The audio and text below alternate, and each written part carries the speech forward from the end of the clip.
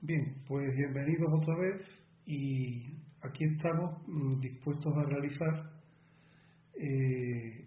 el control de Andalucía de septiembre correspondiente al año 2017. Hoy en esta clase vamos a hacer la opción A, ¿de acuerdo?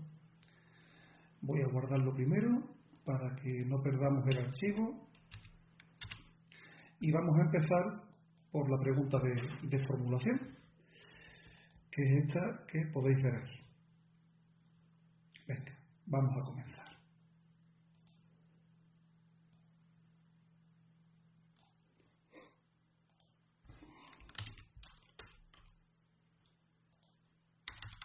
Bueno, el dihidruro de cobalto, el dihidruro de cobalto, pues la misma es una fórmula sistemática, esa es fácil de hacer, símbolo del cobalto y dos átomos de hidrógeno, así de simple. También se podría llamar en la nomenclatura Stock hidruro de cobalto 2, pero bueno. Hipoyodito de mercurio. El hipoyodito de mercurio es una sal que procede del ácido hipoyodoso. Ya sabéis que el ácido hipoyodoso es HIO. Le quitaríamos un hidrógeno, lo sustituiríamos por mercurio, y como el estado de oxidación del mercurio es 2, pues hipoyodito de mercurio, le ponemos aquí el 2 y ya estaría la fórmula. Ese es el hipoyodito de mercurio. En la C me piden el ácido butanoico. Ya sabéis que es un ácido orgánico, un ácido carboxílico de 4 átomos de carbono, de ahí el prefijo but, de tal manera que nosotros ponemos aquí 3 átomos de carbono en la cadena principal y finalmente digamos que el cuarto átomo es el que tendría el grupo funcional carboxílico, ¿vale? Y ese es el ácido butanoico.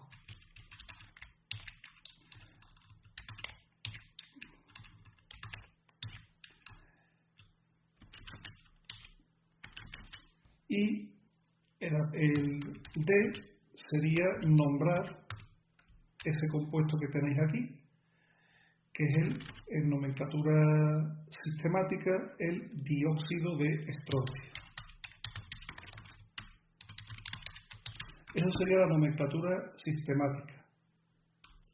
En la nomenclatura Stock directamente sería óxido de estroncio. Ya sabéis que la nomenclatura de Stock no tiene ningún prefijo. Tendríamos que... Perdón. Estoy equivocándome de medio. Me he ido al dióxido de estroncio sería correcto. En la nomenclatura sistemática no tendríais ningún problema, pero en la nomenclatura Stock eso no es el óxido de estroncio. Fijaos un detalle, el estroncio es del grupo de los alcalinotérreos, beridio, magnesio, calcio, estroncio. Y el grupo de los alcalinotérreos, el estado de oxidación es 2. Por lo tanto, el óxido de estroncio es el SRO. El SRO2 implica que ahí el oxígeno no está formando un óxido de estroncio, es un peróxido. Por lo tanto, este es el peróxido de estroncio. La nomenclatura sistemática también estaría correcta, pero en la nomenclatura Stock no estaríamos hablando del óxido de estroncio, sino del peróxido de estroncio. En el apartado E nos pide que nombremos ese ácido. El ácido H3ASO4 es el ácido arsénico. Y para terminar tenemos el F, que es un compuesto orgánico. Ese compuesto orgánico es una amina. Fijaros que tiene el grupo funcional NH2. Se puede nombrar de dos maneras. Podemos nombrar la cadena de 3 carbonos como si fuera un radical, y entonces sería la propilamina. Este sería una de las maneras, completamente correcta. Y la otra es nombrar el grupo amino como si fuera un sustituyente, con lo que tendríamos la propan 1-amina. ¿de acuerdo? Propan 1-amina. Si queréis saber mi opinión, yo me decantaría por esta nomenclatura, que es mucho más fácil, ¿vale? Sobre todo para una amina primaria tan sencilla como esta. Pasamos al segundo ejercicio, que es una cuestión teórica, que corresponde al tema de sistema periódico. Bueno, me pide primero justificar entre las dos especies, litio más y helio, cuál es la que tiene un mayor radio. Bueno, en primer lugar vamos a ir por las configuraciones electrónicas. En el caso del litio, ya sabéis que el litio tiene número atómico 3, porque los átomos de litio tienen 3 protones en su núcleo. Tendría que tener 3 electrones, pero aquí no estamos hablando del átomo de litio, sino del ion litio, que tiene un electrón menos, por lo que su configuración electrónica es 1s2. Y esto hace que el ion litio más sea isoelectrónico con el átomo de helio, porque el átomo de helio tiene número atómico 2, y por lo tanto la configuración electrónica del átomo de helio es 1s2. Por lo tanto, aquí tenemos dos especies químicas isoelectrónicas que tienen la misma configuración electrónica. Teniendo eso en cuenta, fijaos que el átomo de litio tiene 3 protones y el átomo de helio tiene 2. Por lo tanto, la atracción eléctrica del núcleo hacia los electrones será mayor en el litio. Y ya con eso sabemos cómo contestar. Ambas especies son isoelectrónicas, pero el litio tiene 3 cargas positivas en su núcleo y atrae con mayor fuerza los electrones.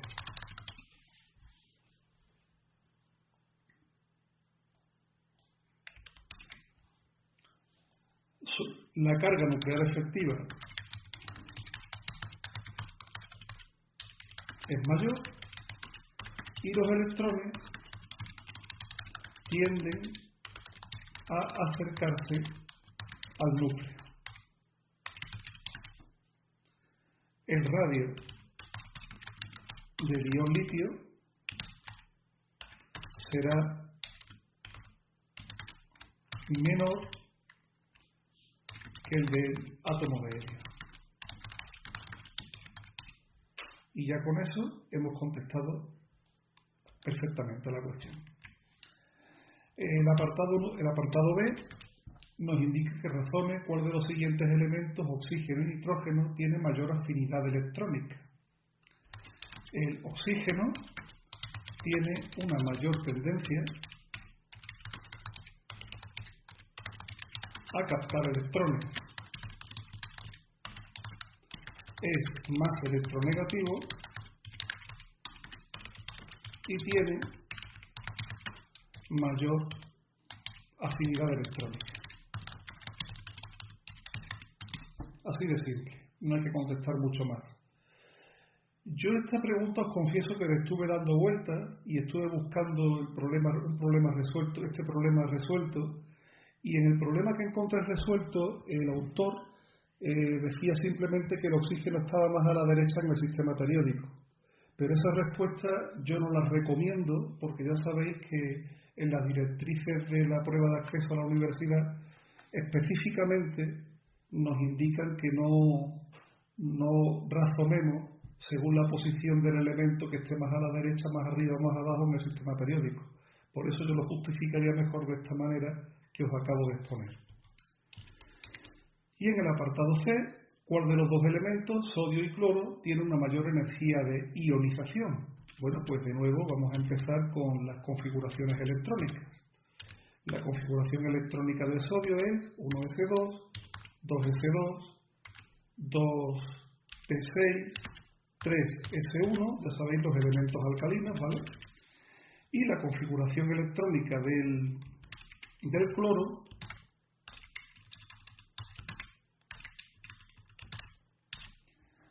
ya sabéis que es la siguiente. Configuración electrónica del cloro. El cloro es un elemento halógeno del grupo 17 de la tabla periódica. Está en la zona, en el periodo número 3, igual que el sodio, pero el cloro estaría en el bloque P de la tabla y sería la configuración electrónica 3P5. Bueno, pues así de simple vamos a contestar. El sodio tiene el sodio tiene una energía de ionización. También se puede hablar de potencial de ionización, serían términos equivalentes. El sodio tiene una energía de ionización menor que la del cloro, ya que su carga nuclear efectiva es menor por estar antes en el mismo periodo, pero además la pérdida de un electrón crea o produce un ion sodio más con una configuración electrónica relativamente estable por ser isoelectrónica con un gas noble. Ya sabéis que la configuración electrónica del ion sodio más, si pierde un electrón, sabéis que la configuración electrónica es esta que estoy poniendo aquí y que por terminar en 2s2, 2p6 es parecida a la de un gas noble, concretamente a la del neón, y por eso es bastante estable. Por lo tanto, el cloro tiene el mayor potencial de ionización y ya con esto hemos contestado el apartado y la cuestión 2. Vamos a pasar a la cuestión 3, que es la típica cuestión de verdadero falso. En este caso se refiere al tema de equilibrio químico, concretamente a los equilibrios de precipitación de sales poco solubles. Bueno, lo primero me dice que razone si es verdadero o falso lo siguiente. Si a una disolución saturada de una sal insoluble se le añade uno de los iones que la forman, se disminuye la solubilidad. Verdadero. Esta afirmación, de hecho, corresponde a lo que se llama el efecto del ion común. Es la descripción del llamado efecto del ion común. Pongamos un ejemplo. Imaginemos la sal insoluble, cloruro de plata, que es un ejemplo muy típico, ¿verdad?, de sal insoluble, y esta sal insoluble,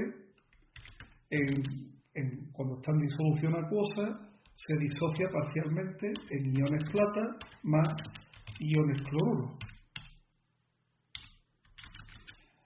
Si a esta disolución le añadimos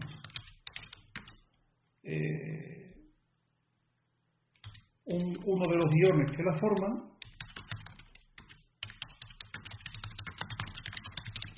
por ejemplo,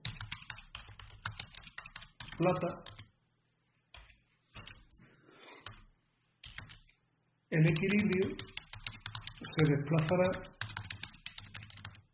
hacia la izquierda, de acuerdo con el principio de la esatería.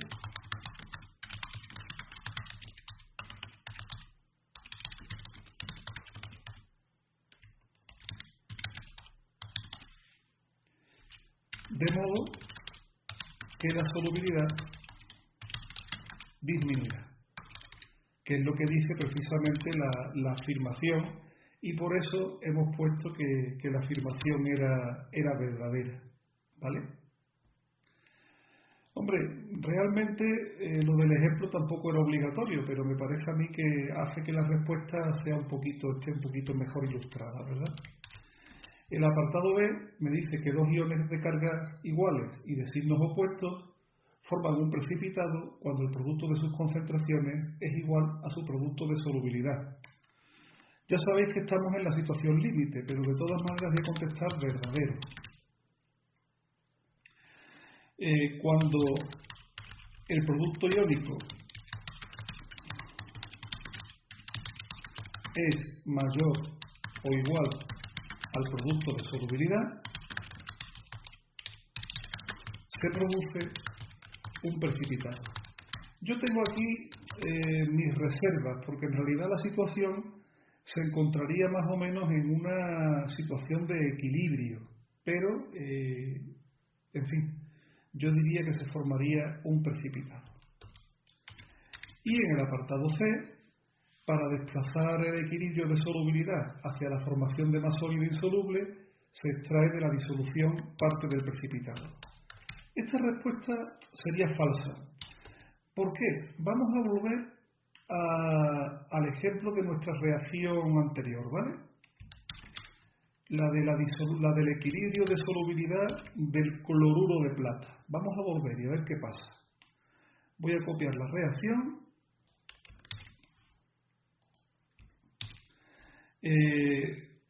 Fijaos, el producto de solubilidad de este equilibrio es K igual a la concentración de ion plata por la concentración de ion cloruro. Esta sería la expresión del producto de solubilidad, y no olvidéis que el producto de solubilidad, al fin y al cabo, es una constante de equilibrio, ¿de acuerdo? En la constante no aparece el cloruro de plata, que está en estado sólido. Por lo tanto, el cloruro de plata,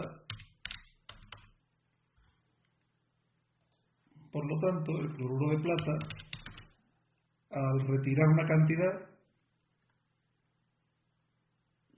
por tanto, el cloruro de plata, la retirada de una parte del precipitado no afectará al equilibrio, simplemente porque no aparece en la constante. Fijaos que en la cuestión me pone se retira parte del precipitado. Eso del enunciado es muy importante porque, claro, si yo quitase todo el precipitado, sí es verdad que al quitar todo el precipitado al 100%, pues quizás se pudiera producir un desplazamiento del equilibrio hacia la izquierda, de acuerdo con el principio de Le's-Atelier.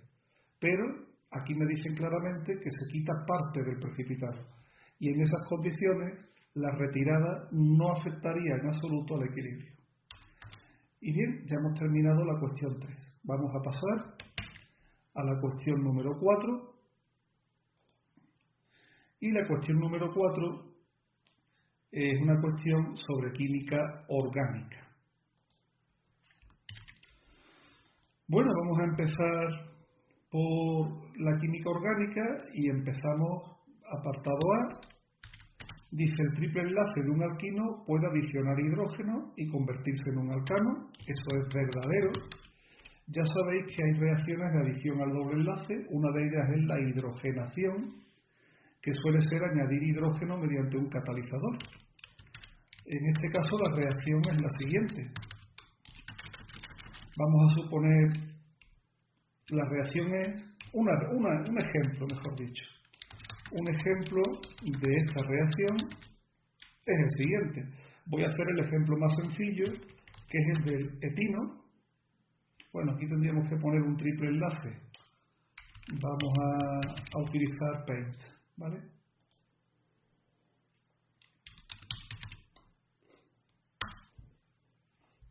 Vamos a utilizar Paint para representar esta reacción, ¿de acuerdo? HC,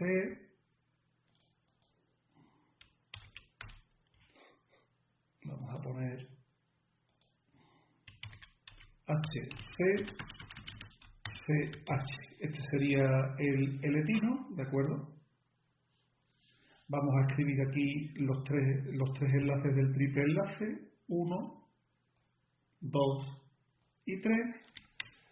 Claro, si el etino reacciona con una pequeña cantidad de hidrógeno, en una primera etapa adicionaría una molécula de hidrógeno, se convertiría en eteno, pero si la cantidad de hidrógeno es lo suficientemente grande, si en lugar de un mol de hidrógeno utilizamos 2 moles de hidrógeno, evidentemente, en presencia de un catalizador, eso sí, evidentemente la reacción sí me va a dar el alcano, me va a producir CH3, CH3. Y por lo tanto, en este caso, la reacción sí se va a producir. Este sería el ejemplo de reacción de hidrogenación de un alquino para transformarlo en un alcano, en este caso. Lo único que tiene que suceder en este caso es que la cantidad de hidrógeno que yo utilice sea lo suficientemente alta como para producir la doble hidrogenación.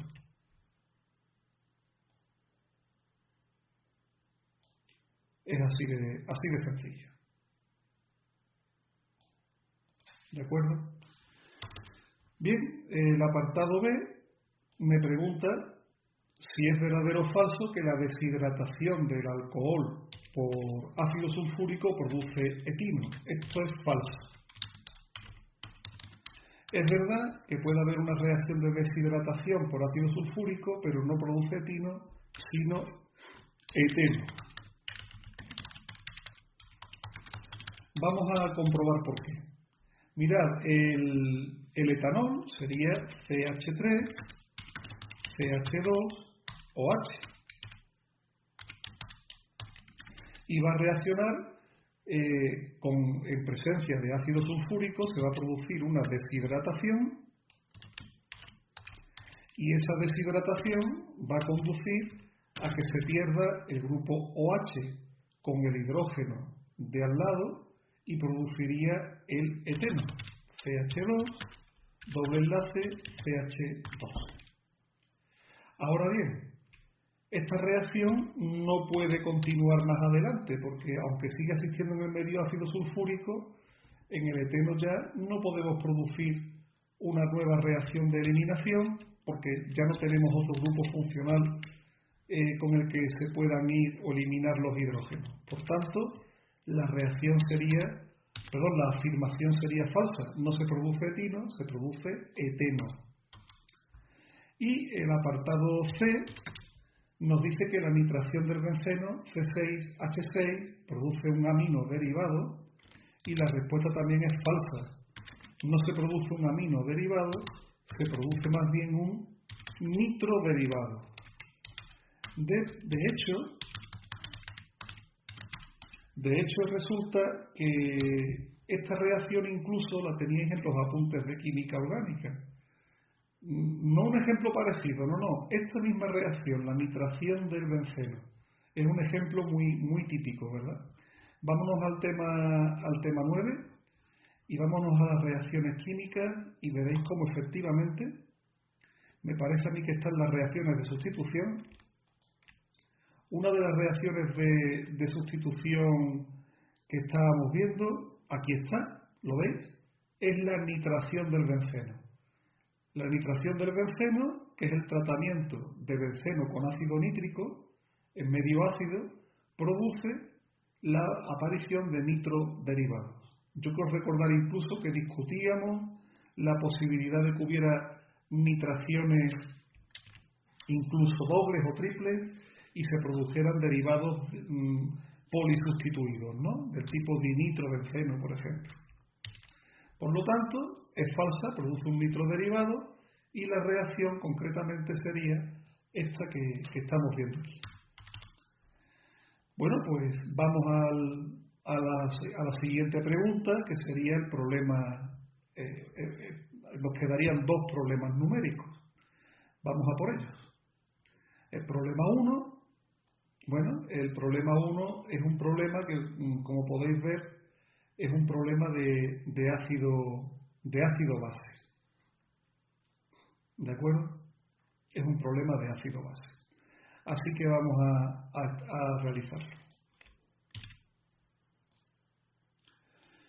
Y el problema de ácido base dice así. Tenemos agua fuerte, que es una disolución comercial de ácido clorhídrico, que es el agua fuerte, y esa disolución comercial tiene un 25% en masa y una densidad de 1,09 gramos por mililitro. Y se toma una muestra de 25 mililitros de esta disolución y se le añade agua hasta que su volumen son 250 mililitros. La primera pregunta es que calcule el pH de la disolución diluida.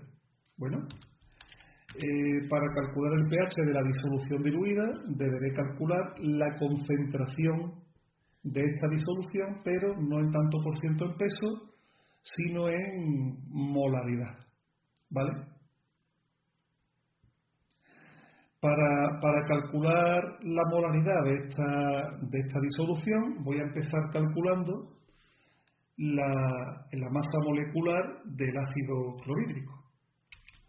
La masa molecular del ácido clorhídrico sería igual a 1 más 35,5, es decir, 36,5 gramos por mol. Esto sería la masa molecular. Bien,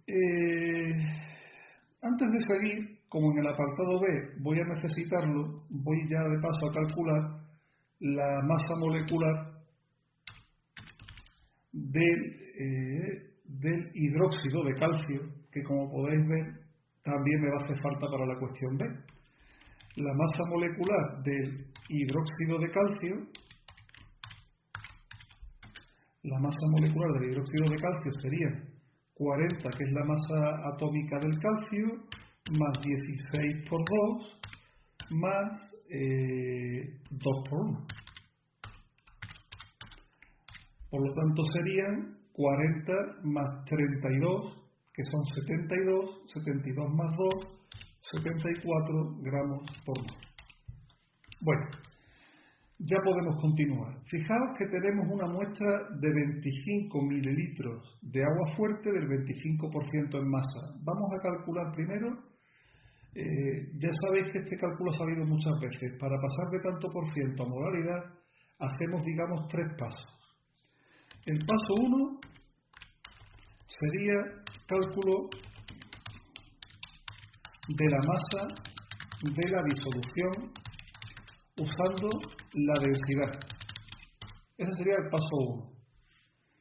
Como podéis ver, yo tengo 25 mililitros con una densidad de 1,09 gramos por mililitro. Bueno, pues directamente, como la densidad es igual a la masa partido por el volumen, para este caso tendré la densidad, que es 1,09 gramos por mililitro, es igual a la masa de la disolución, que no la conozco, dividida por el volumen, que sí conozco, 25 mililitros. Y de ahí saco que la masa de la disolución, ojo, no de ácido clorhídrico, sino de la disolución, esa masa es igual a 1,09 multiplicado por 25. Vamos a efectuarlo. 1,09 por 25, pues 27,25 gramos de disolución, ¿vale? No de ácido clorhídrico. Esa es la disolución, que es una mezcla de ácido clorhídrico con agua. Bueno, ya tenemos los gramos de disolución. A continuación hago el cálculo de la masa de ácido clorhídrico usando la riqueza en masa. Es decir, una vez que sé lo que pesa la disolución, voy a calcular dentro de estos 27,25 gramos la masa del ácido clorhídrico. Bueno, la masa del ácido clorhídrico la sacamos de la fórmula del tanto por ciento en masa. Tanto por ciento en masa es igual a la masa del soluto dividida por la masa de la disolución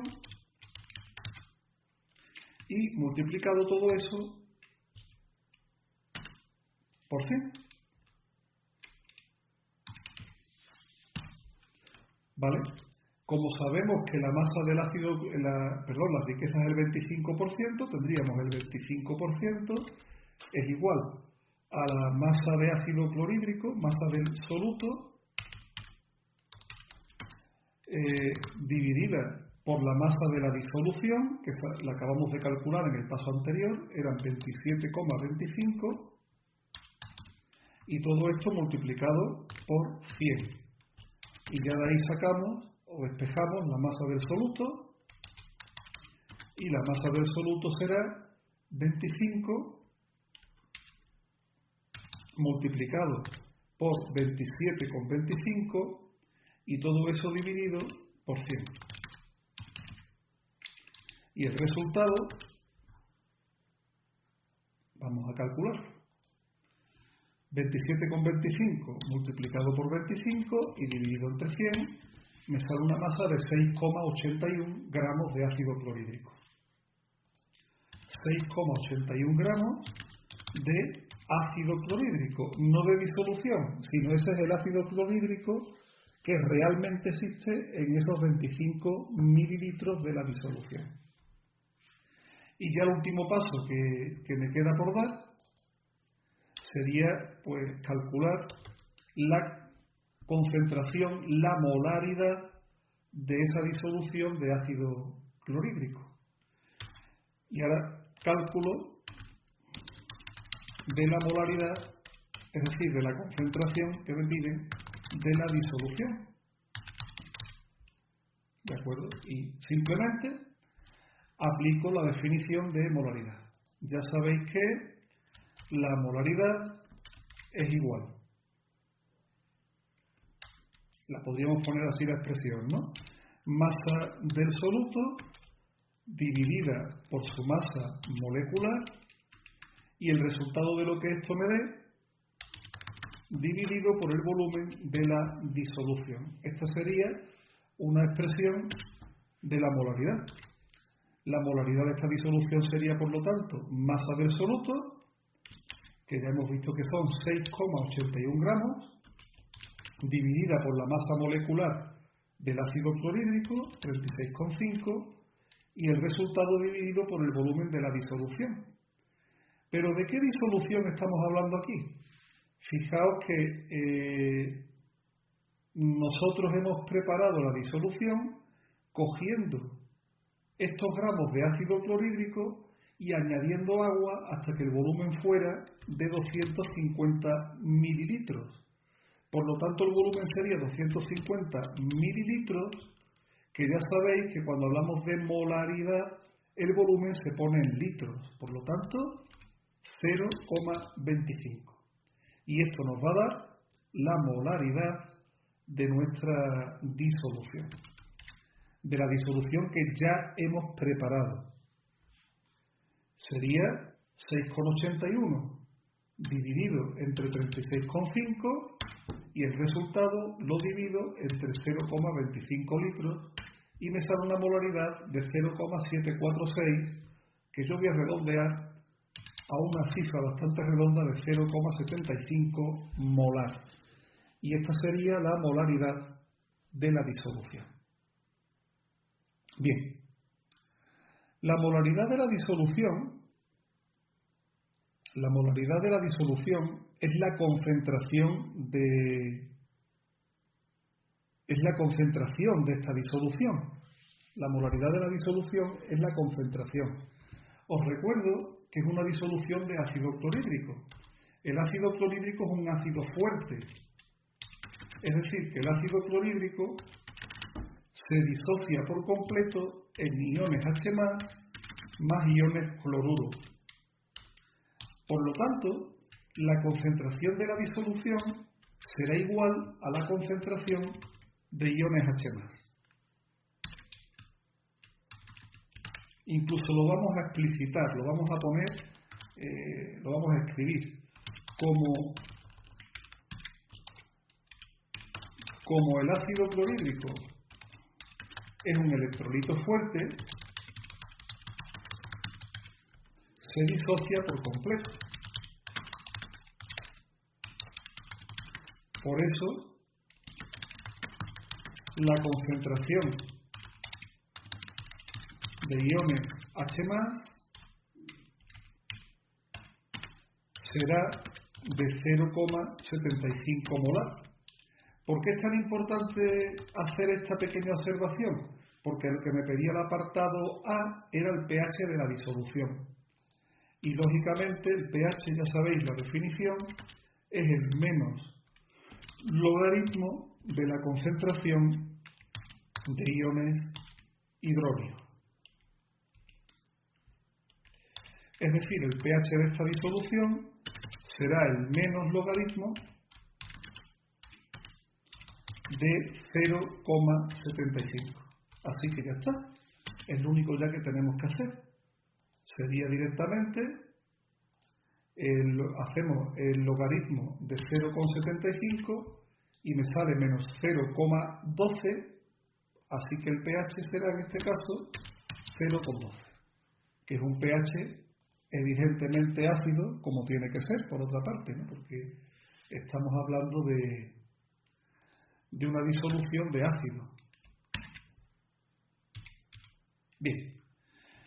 Y nos queda el apartado B, que el apartado B es un problema bastante típico de neutralización, ¿vale? El apartado B es el típico problema de reacción de ácido más base para dar sal más agua.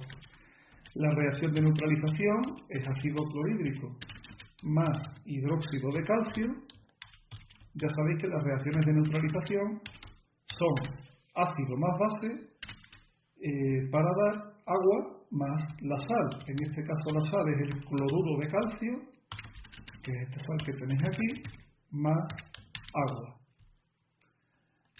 No olvidéis nunca que la reacción tiene que estar ajustada, no vayamos a olvidarnos de ese importantísimo detalle. De hecho, en esta reacción, en el ajuste, 2 moléculas de ácido clorhídrico y habría que poner aquí 2 moléculas de agua para que la reacción quede ajustada. ¿Cómo podéis comprobar? Bien, en esta reacción, como en todos los problemas de estequiometría, yo tengo un dato y ese dato que me dan es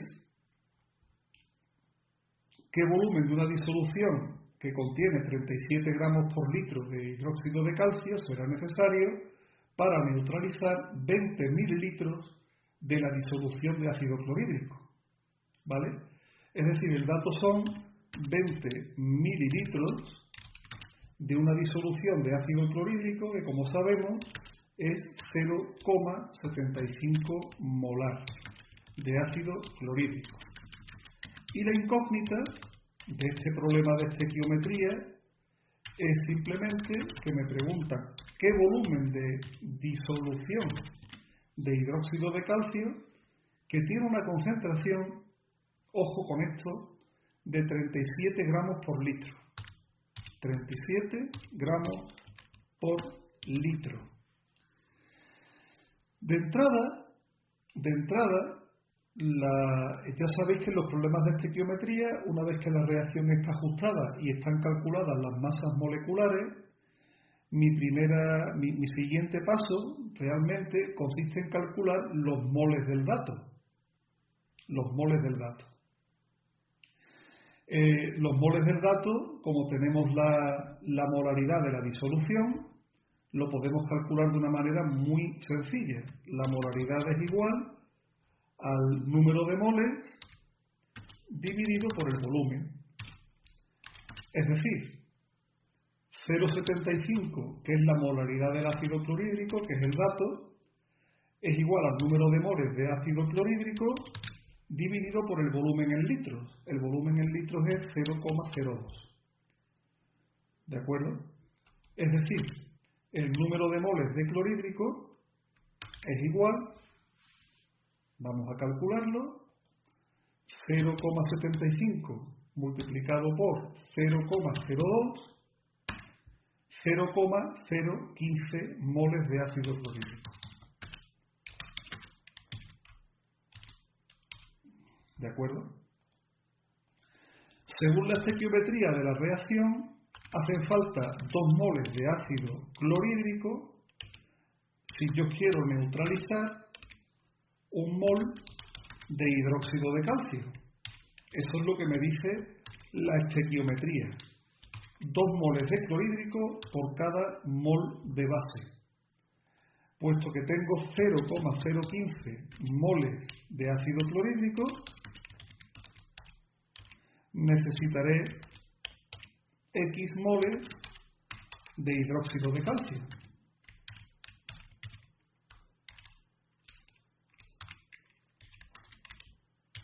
Y vamos a calcular el valor de X.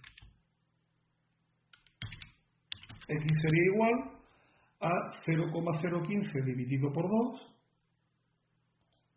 O sea que esto lo tengo que dividir entre 2. Y tengo que serían 7,5 por 10 elevado a menos 3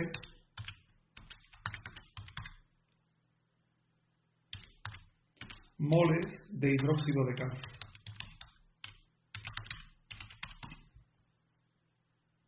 Estos serían los moles de hidróxido de calcio que yo tengo que neutralizar.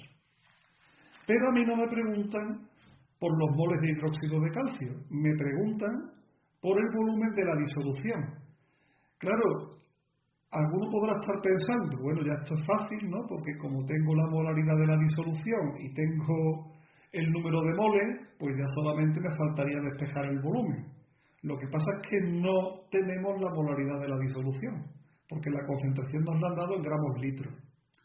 Mirad, hay que pasar los gramos litros de la molaridad, los gramos litros de la concentración de calcio a molaridad de la disolución de hidróxido de calcio. ¿Cómo hacemos eso? Fijaos, yo tengo una disolución de hidróxido de calcio que es de 37 gramos por litro. Esta es otra de las formas de expresar la concentración de las disoluciones.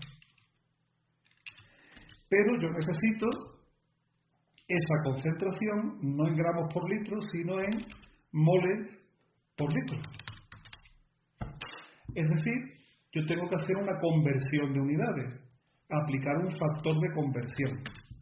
Y ese factor de conversión, como el litro ya lo tengo que pasar los gramos de hidróxido de calcio a moles de hidróxido de calcio. ¿Cómo hago ese paso? Bueno, pues muy sencillo. Como el gramo está arriba, lo pondré abajo y yo pondré 1 mol de hidróxido de calcio, 1 mol de hidróxido de calcio equivale, o es la misma masa si queréis, ¿a cuántos gramos? Fijaos que yo al principio digo, voy a calcular la masa molecular del hidróxido de calcio, me va a hacer falta a 74, luego 1 mol de hidróxido de calcio son 74 gramos de hidróxido de calcio.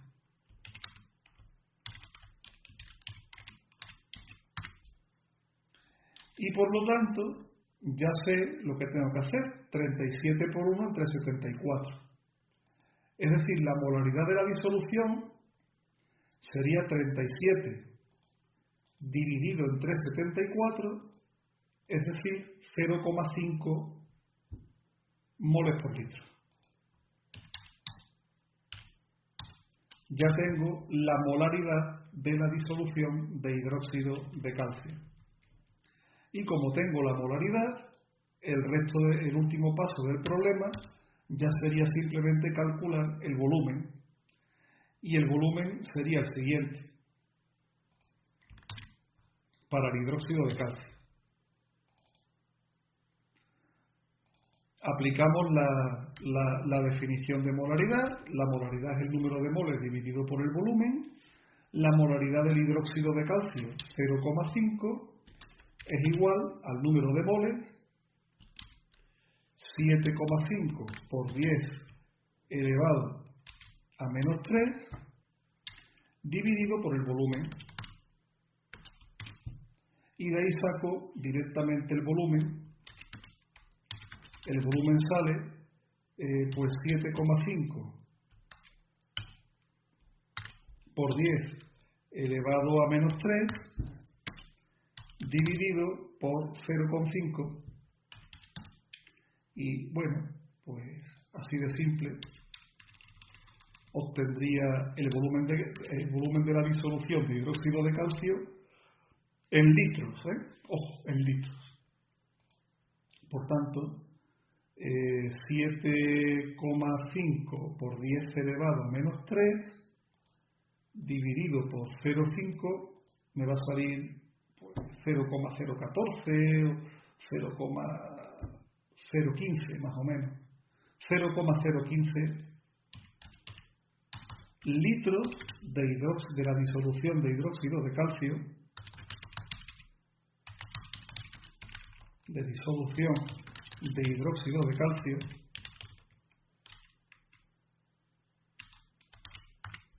o lo que es lo mismo, pues 15 mililitros. ¿De acuerdo? Y habríamos terminado con nuestro problema.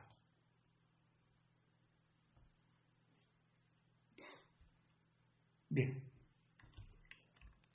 Y ya terminaríamos el examen con el último problema, que es este de aquí.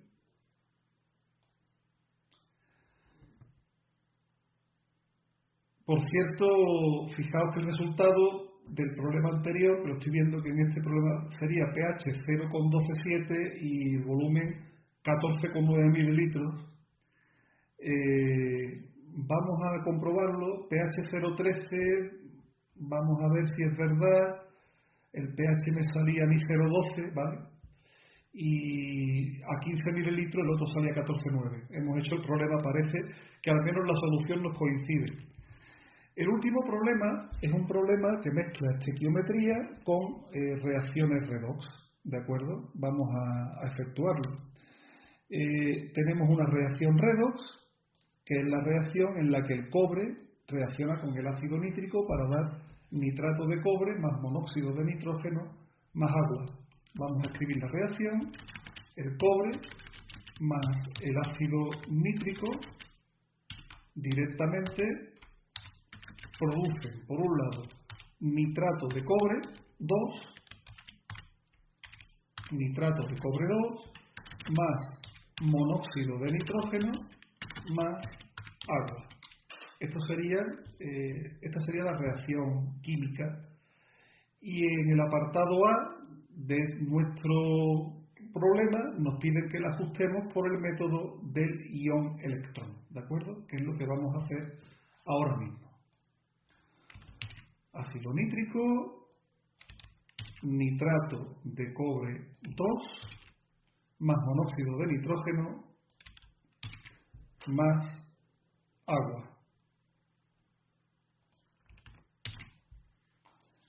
Voy a copiar la reacción porque después, para seguir la cuestión B, me va a venir bien tenerla por ahí copiada, ¿vale? La voy a dejar por ahí y vamos a la reacción. Ya sabéis que para el ajuste del método del ion electrón, lo primero que tenemos que hacer es ver los números de oxidación de cada átomo y una vez que hayamos visto los números de oxidación, ver qué números cambian. Vamos a empezar. De entrada, el cobre, aquí es un elemento químico en estado puro, es decir, que el número de oxidación del cobre, en este caso sería 0,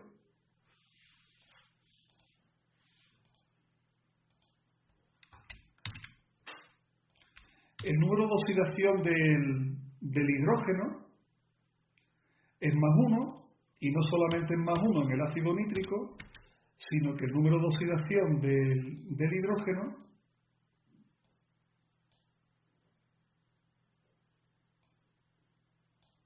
es más 1 en el ácido nítrico y también es más 1 en la molécula de agua, de manera que ya lo voy a ir colocando.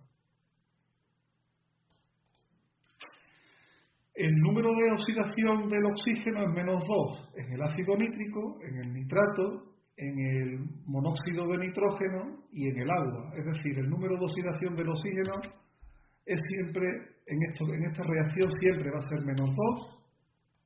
Aquí no hay ningún peróxido ni nada parecido, así que le ponemos un menos 2 aquí,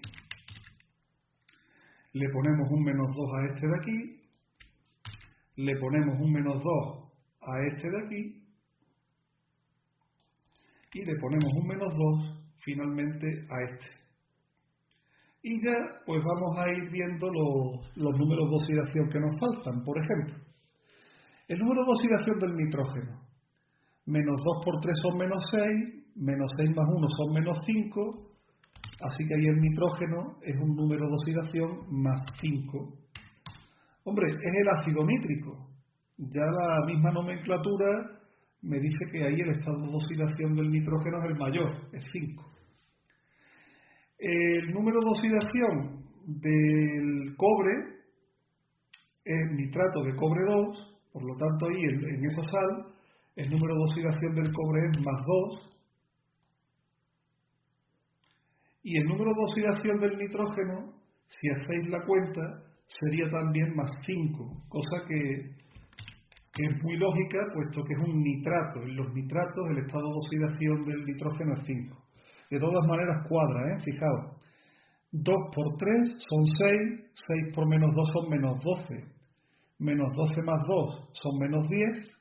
Luego el nitrógeno tendría que tener más 10. Y como hay dos nitrógenos, pues cada uno tiene más 5. Y aquí, el último que nos queda, el número de oxidación de este nitrógeno, pues sería más 2 para equilibrar el oxígeno. Bueno, pues ya tenemos claro cuáles son los números de oxidación que cambian. Este cobre, que de tener 0 pasa aquí a tener 2, ese es el primer cambio, y el segundo cambio es que el nitrógeno de número de oxidación 5 pasa a tener un número de oxidación 2. Ya tenemos los dos cambios en los números de oxidación y ya podemos comenzar con las semireacciones.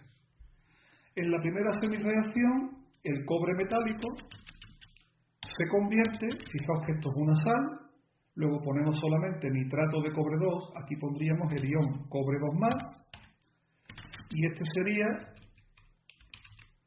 la conversión. Ajustamos en masa, a la izquierda tenemos un cobre, a la derecha también. A la derecha tenemos dos cargas positivas, aquí tenemos 0 cargas, por lo tanto para equilibrar, aquí podríamos sumar 2 electrones, con lo que ya tendríamos 2 negativas y 2 positivas, 0. Pero ya sabéis que a mí me gusta poner los electrones en el lado izquierdo de la reacción, de la semireacción. Y claro, si aquí se han perdido 2 electrones, está claro que esta es la semireacción de oxidación y que por lo tanto el cobre es el agente reductor, que es el que se oxida. Bueno, ya tenemos la reacción de oxidación y hemos identificado al cobre como el agente reductor. La segunda reacción, ya sabéis que esto es un ácido, los ácidos se disocian, se dividen, no ponemos aquí HNO3, ponemos directamente NO3 con signo menos, que sería el ion nitrato. Y el ion nitrato se va a convertir en NO, en monóxido de nitrógeno.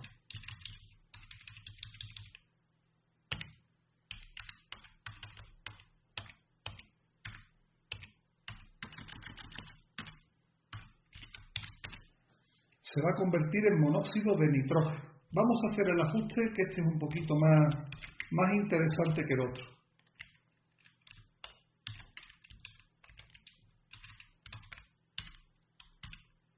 Bien, de entrada ajustamos las masas. Tenemos un nitrógeno a la izquierda, un nitrógeno al lado derecho. Bien, aquí tenemos tres oxígenos, y aquí solo tenemos un oxígeno. Por lo tanto, vamos a ajustar poniendo 2 moléculas de agua. De esta manera, los oxígenos quedan balanceados. Pero claro, al meter aquí 2 moléculas de agua, tenemos aquí 4 hidrógenos, y esos 4 hidrógenos son los que vamos a poner aquí, 4 DH más. Bueno, pues ya tenemos la reacción ajustada en masa, porque tenemos un nitrógeno y un nitrógeno, 3 oxígenos, 1 y 2 son 3, 4 hidrógenos, 4 hidrógenos.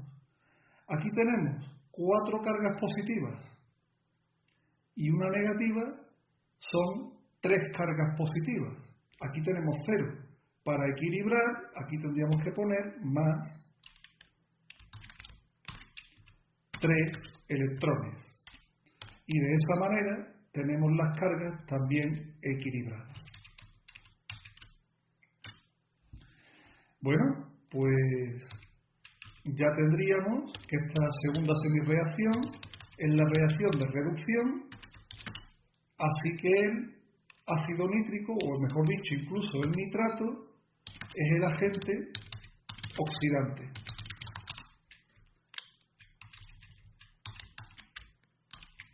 Ese es el agente oxidante. Vale, pues ya tenemos las 2 semireacciones, vamos a ajustar la reacción iónica. Me imagino que ya habréis visto que para que los electrones se me equilibren tendré que multiplicar la primera semireacción por 3 y la segunda semireacción, pues no me va a quedar otra que multiplicarla por 2, para que de esta manera los electrones se me equilibren, ¿no? Vamos a ir sumando. Aquí tendríamos 3 de cobre más 2 de ion nitrato más, aquí lo he puesto multiplicar por 2, ¿vale? Por 2. Más 2 de ion nitrato más 8 iones H+. Los electrones serían 3 por menos 2 menos 6, 2 por 3 6, se elimina uno con otro. Aquí sería 3 iones cobre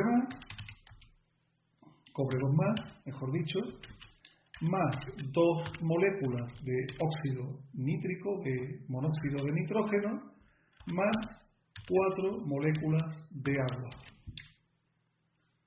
Yo creo que estaría todo bien. Ahora lo vamos a comprobar de todas formas por si me he equivocado al poner algunos de los números. Esta sería la reacción iónica y vamos a ver si está ajustada.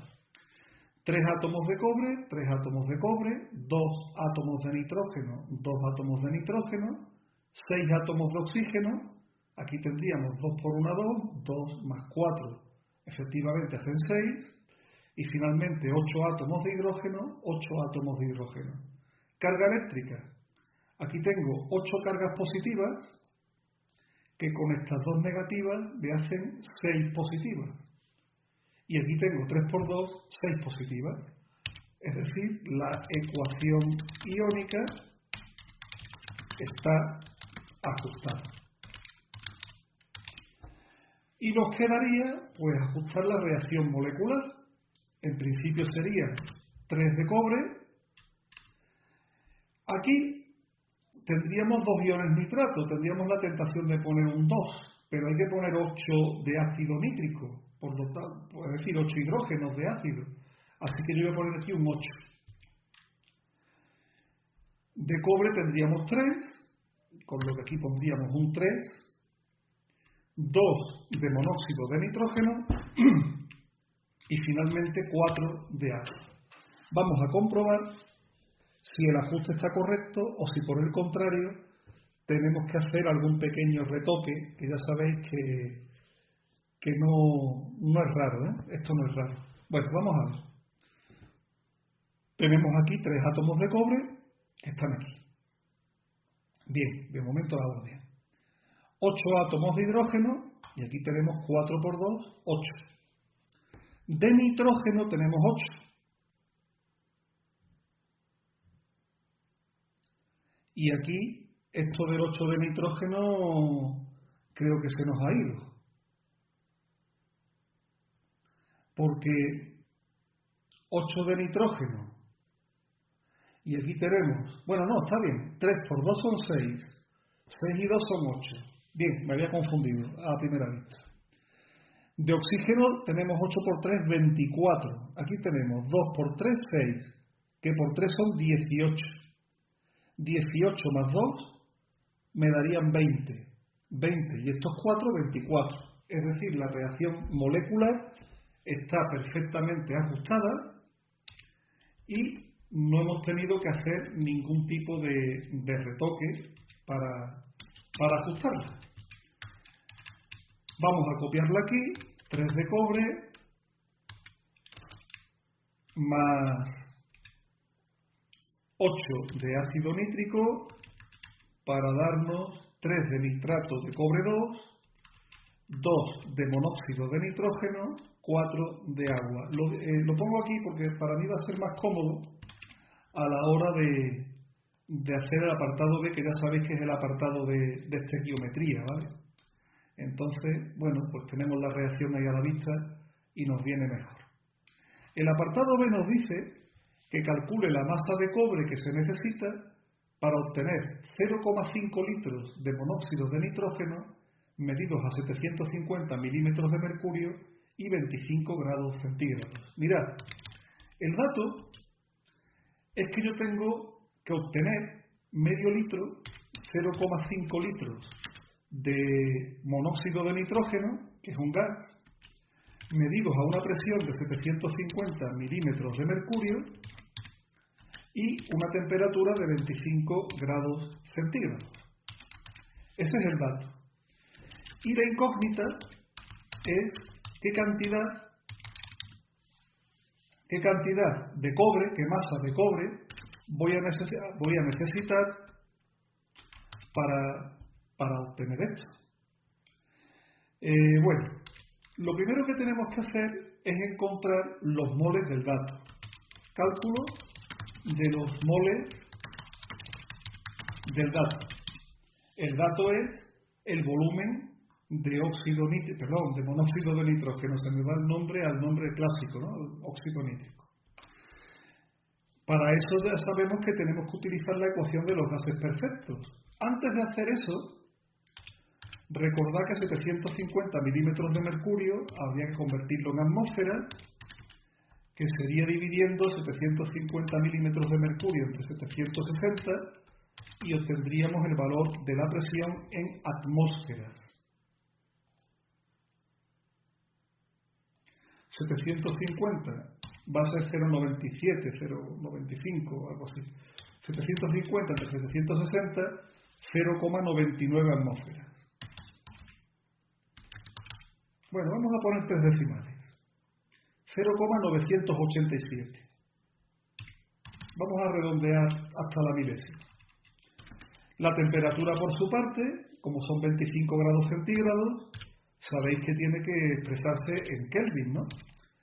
Y claro, ya sabéis que hay que sumar 273, la temperatura sería 25 grados centígrados más 273, es decir, es una temperatura de 298 Kelvin.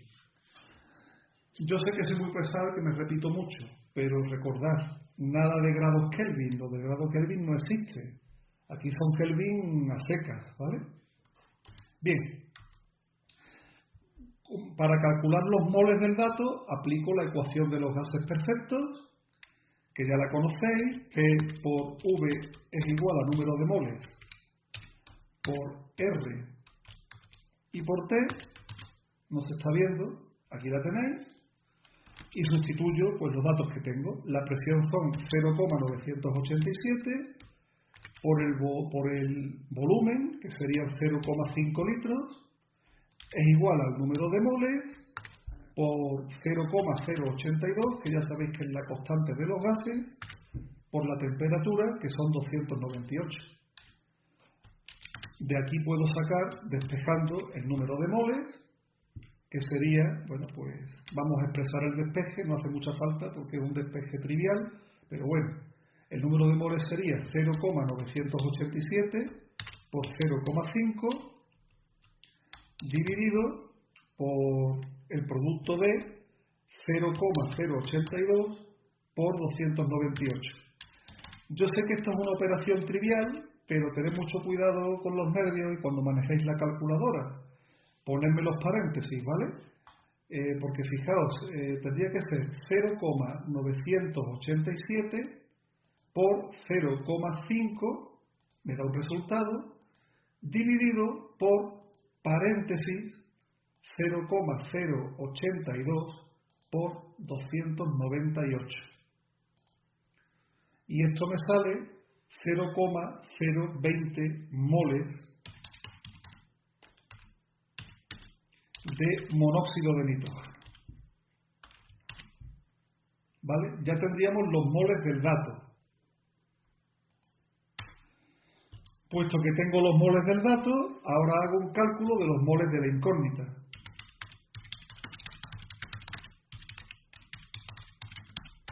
Cálculo de los moles de la incógnita.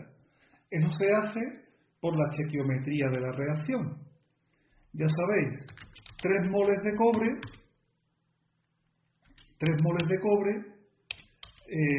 me van a producir 2 moles de monóxido de nitrógeno. Es que me voy a la nomenclatura clásica.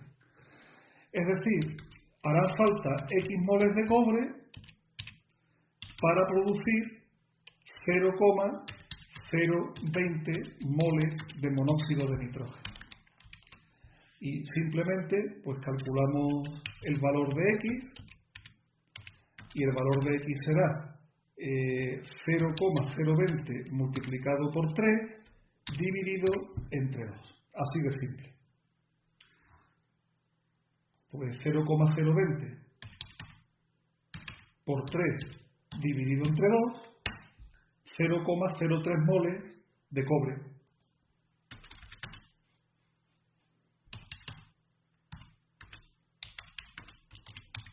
Vale, ya tengo los moles de la incógnita. Y por último, como lo que me pregunta el problema es la masa del cobre, pues simplemente ya sabéis que el número de moles es igual a la masa, en este caso, dividido por la masa atómica del cobre, y el número de moles, que es 0,03, es igual a la masa, que no la sé, dividida por la masa atómica del cobre, que quiero recordar que era 63,5, como nos decía el enunciado. Por lo tanto, masa de cobre será igual a 63,5 por 0,03 y el resultado sería 1,905 gramos de cobre. No sé si habremos acertado. 1,9, 2,0, yo creo que salvo por el problema del redondeo, el resultado es plausible. Y ya está. Este sería el examen que pusieron en septiembre del año 2017 en la opción A. Y nada más. Insistir mucho, ya lo veis, que en los problemas numéricos la estequiometría es el tema quizá más importante. Un saludo y hasta el próximo.